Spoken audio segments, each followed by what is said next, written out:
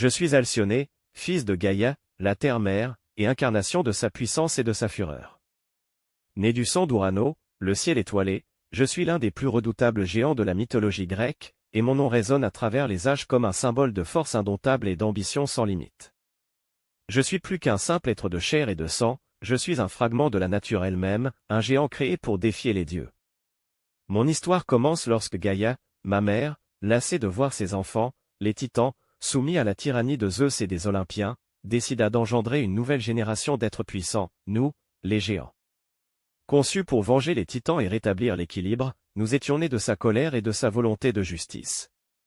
Moi, Alcyone, je fus le plus grand et le plus fort d'entre eux, invincible sur les terres où j'avais vu le jour. Ma puissance était telle que même les dieux tremblaient à la simple évocation de mon nom. Dans la guerre qui nous opposa aux Olympiens, connue sous le nom de Gigantomachie, je fus le pilier de notre rébellion. Armé d'une massue colossale et doté d'une force incommensurable, je fis trembler les cieux et la terre. Mon pouvoir, cependant, était étroitement lié à ma terre natale. Tant que mes pieds touchaient le sol de ma patrie, je demeurais invincible. Mais les dieux ne sont pas dépourvus de ruse. Zeus, dans son éternelle vigilance, ordonna à Héraclès, ce demi-dieu légendaire, de me combattre. Héraclès, avec son courage et sa ruse, réussit à m'éloigner de ma terre bien-aimée.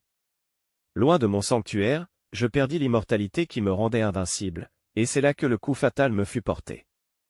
Ainsi, malgré ma force titanesque, je succombais à la ruse des dieux et à la puissance d'un mortel. Mon nom, Alcyone, évoque encore les forces de la nature qui échappent au contrôle des hommes et des dieux. Je suis le symbole de la lutte entre l'ordre et le chaos, entre la force brute et la ruse. Mon échec n'est pas seulement une défaite personnelle, mais un rappel des limites imposées à même les êtres les plus puissants. Aujourd'hui, mon esprit demeure dans les récits et les légendes. Je suis une partie intégrante des échos mythologiques qui rappellent aux hommes la grandeur et la fragilité de ceux qui défient les forces du destin.